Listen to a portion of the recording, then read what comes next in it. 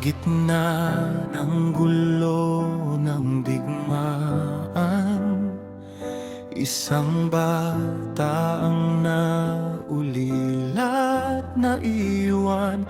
Si Mari na murang puso'y pinasan, ang mundong di pa niya kayang dalhin noon man. Bilang panganay na nawalan ng sandigan, napilitang maging ilaw ng tahanan. Mga kapatid ay kanyang inaruga, sa hirap ng pag-aalaga ay nagtiyaga. Walang reklamo, walang hinihingi, pag-ibig lang ang tangan sa bawat sandali.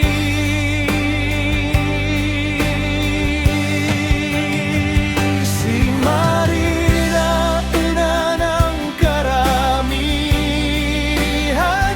kahit hindi mula sa kanyang sinapupunan,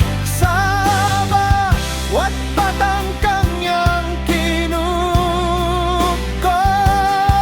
iniligtas sila mula sa pagdaraho.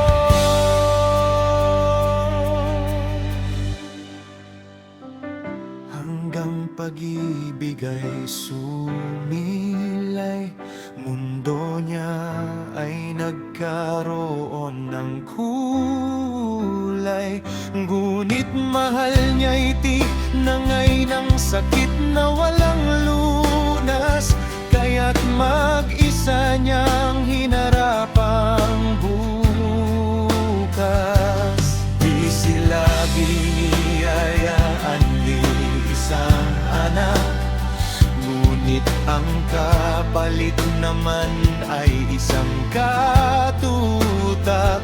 Mga pamangkin ay kanyang inalagaan, buhay nila'y kanyang pinagyaman. Sa bawat luhay may ngiting kapalit, pagmamahal niya'y kapantay ay langit.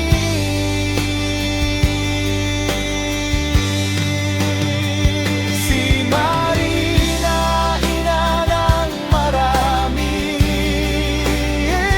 mundo at panahon na ang nagsabi.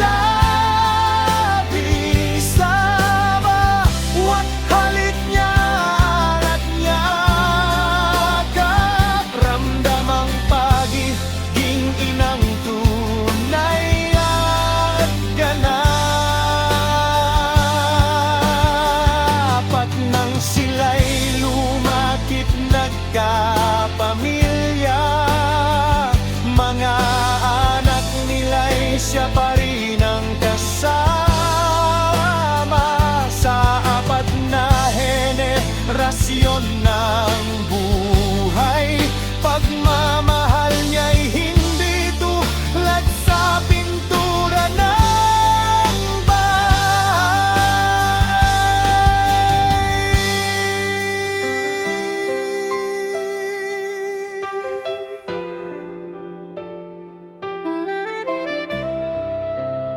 Motherhood isn't in giving birth, but in the selfless love. Si Marina, ina ng marami, mundo at panahon na ang nagsabi. Sa bawat halik niya at yakap, ramdam ang pagiging inang tunay at ganap.